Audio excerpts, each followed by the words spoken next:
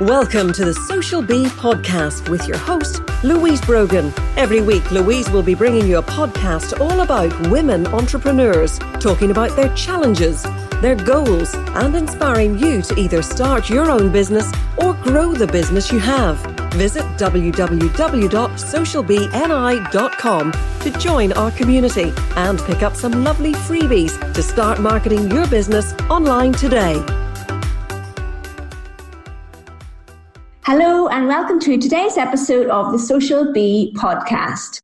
Today I am bringing somebody on the podcast who I recently saw speaking at an event in London, which was actually Janet Murray's event, Build Your Audience in London, in Shoreditch.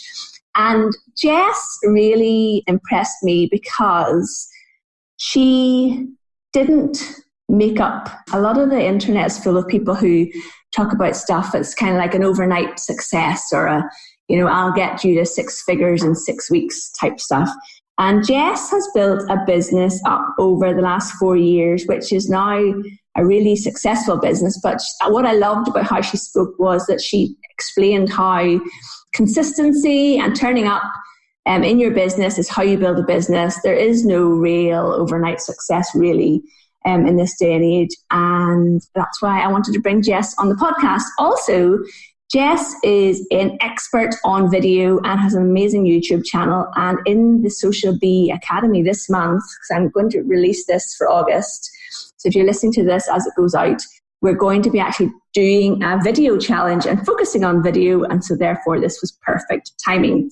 So Jess, welcome to the Social Bee podcast. Hello. Thank you so much for having me. So Jess, I really kind of jumped right in there to talk about you without actually having introduced you, who you are and what you do. So would you like to introduce yourself to my listeners and tell them who you are and what you do and who you help? Sure. So I'm the founder of Love in London, and it is essentially an online travel guide for people who are coming to visit London. And I classify it as essentially a media brand at this point. But what we do is we help London tourists to make the most out of their trip when they come to visit. And like you said, it started about 4 years ago with just me making a bunch of videos on YouTube about how to use transportation in London, how to do this, how to do that.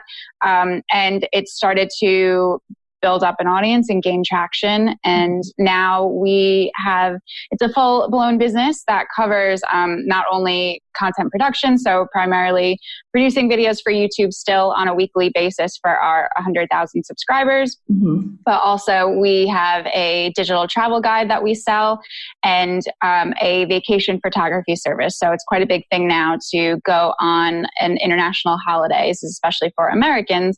Mm-hmm. And people will like to get professional pictures taken of them to commemorate their holiday. So that's a huge part of our business as well. And now I speak about how to build your own YouTube audience to help build up your business and build your email list and sell more products and all that good stuff.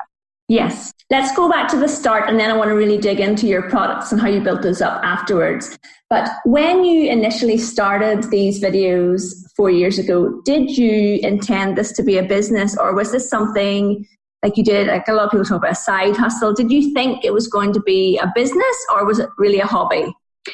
I did want it to be a business. Mm-hmm. I feel like people, like a lot of the time when you ask, especially like quote unquote content creators / I'm also quite often looped into like the influencer sphere, which is kind of where I am at. But I think the business is just goes a lot more beyond that. But yes. I think a lot of people say that they did it because they liked creating things and then it just started to build up, which is great. But like completely honestly, total transparency, I started creating. I've always liked creating, but I started creating because I knew I wanted to build something for myself. I just wasn't quite sure exactly what that was going to be yet when I started producing YouTube videos.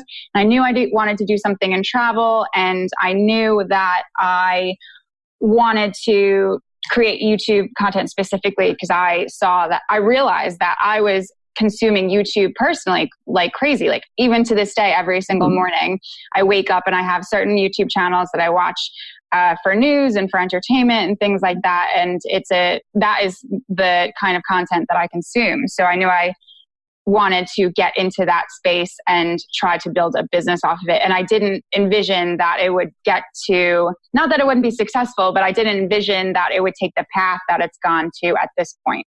Yes. So I think, it's 2019 as we're speaking, and possibly some people listening are thinking, well, 4 years ago, it was obvious that YouTube was a channel to build, but it certainly wouldn't have been on my radar to build a presence on YouTube 4 years ago.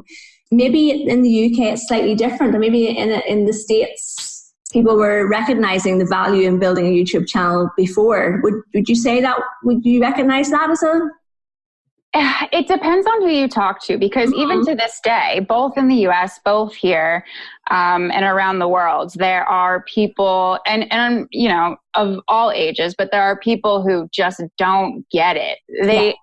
Even I have my friends and they know that I have a successful business, but they don't understand how did YouTube come into that? How are you able to build that? It's very confusing for a lot of people. But then on the flip side, there's people that I guess they know they're in the industry, I guess. So they see, there's 18-year-old kids that are making millions and millions of pounds from their YouTube channels. There are people that use their channels for content marketing very successfully. Mm-hmm. So it just kind of depends who you talk to. It's very interesting. Yes, I think it is. What is your background, Jen? Where did you come from originally? Because we can hear from your accent that you weren't born in London. No. So I'm from New York originally, and but I've lived in London for 6 years now. And my professional background is when I first moved over to the UK, I was working in social media at a travel company. Okay. And I started that was like right at the tail end of when I was there was when I started to produce some YouTube videos, like really right at the beginning. And then after I left that job at that company and I freelanced in social media for, I guess, about a year and a half before the business got to a point where I didn't have to take on any more freelance work to be able to pay my bills and continue to be able to put money into the business to build it. So excellent. Yeah, I've always worked in social media. However, the video stuff, that has all been self-taught. So I've gone to YouTube has a YouTube space here in London. So they do these free workshops that anybody can go to. So if anybody's ever in town, like definitely look up on their website and see if there's anything you might be interested in that you can learn from. And then also you can find so many resources. You can learn anything about YouTube and producing video content on YouTube. So I did so much Googling, and to this day, I'm like, how do I do that? To be honest, you can find out how to do anything in the world on YouTube, really, can't you? Yeah. Yeah. So that's really, I love that. Your business story, it's similar, but not particularly to mine, in that I started my business while working. I quit my job and built my business really managing social media accounts for other people to get to a point where I don't do that anymore. I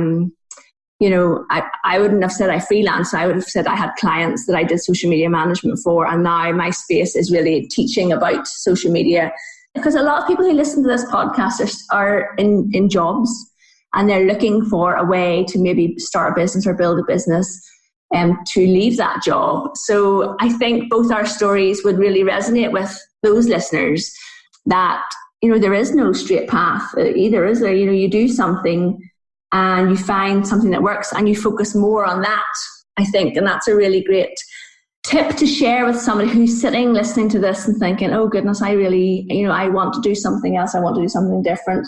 But you don't have to necessarily say, right, I'm going to be a YouTube videographer, and that's that. Because actually, once you start your business, you'll find that it goes different ways, don't you?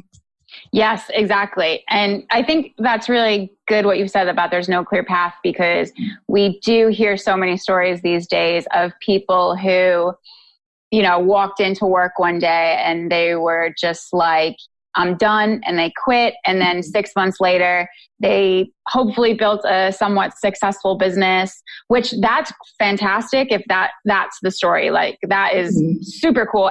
But that's also super gutsy. And I couldn't have done that. So, it's like, that is so great to like have the strength to do that. But it just wasn't exactly the path that I wanted to take. So I think it's nice to hear the other paths that people have taken. So it's not just the one. It's actually more achievable too. Yeah, exactly.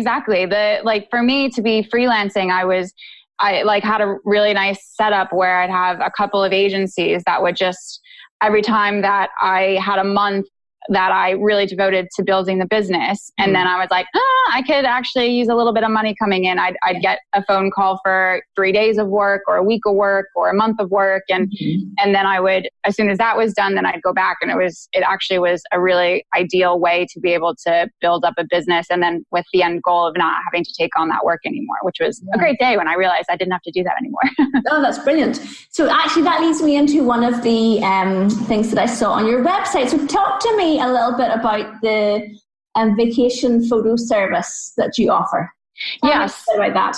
So this is not my idea. This is a very popular thing now, specifically for Americans when they go travel abroad. Is obviously we're in this age of people love to get beautiful pictures on their travels and also love to have pictures of themselves, which makes so much sense because when you're traveling, it's actually, I'm sure you can relate, it's really hard to get a picture of you and everyone you're traveling with because someone has to take the picture. Yes. Right?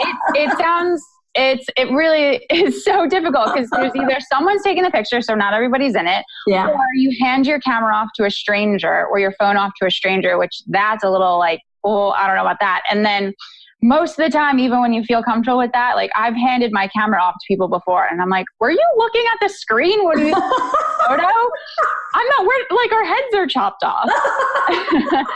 So I thought, I think I was familiar with, there's a couple other big companies that are providing a similar service to what we do, but they were prohibitively expensive. And I just thought that I have an audience and they trust me. And actually I had a friend who is a really great photographer and he was on board to start trying to see if we could get some bookings for people to get some, get their like photos done in front of Big Ben and has the Parliament and the London Eye. And so we tested it and it worked really well. Yeah. And so, we've had that for about a year and a half now. And I think we've done maybe 110 shoots at this point. Wow, that's brilliant. Thank you. Yeah. But it's just really great, like seeing the photos come in and they make for a really nice souvenir that obviously you'll be able to look at for a really long time. And the photos the great thing about a good photographer is that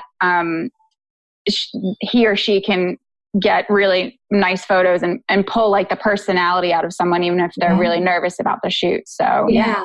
I mean, I just didn't even know this was a thing that existed until I looked at your website. And it's one of those things, it's such a brilliant idea, I think. For example, there's me and my husband, we have 3 kids and we saved up to go to New Zealand to visit my brother. And, when you invest so much money in a big trip like that, and I'm imagining that a lot of the people who follow you who are coming to London, it's a big investment to travel from, say, California or somewhere to London for your holiday, and you want to have really brilliant photographs. And one of the things that I know about you, Jess, is that you know all the best places to take photographs too. Yep, exactly. Yeah. So, well, not to be like, yes, I know all of the best places, but that is part of the USP for us is that we do, like, our photographers, they know the great places to get shots, but then also when construction pops up and they can't go to that spot anymore, they know the great alternatives around the area.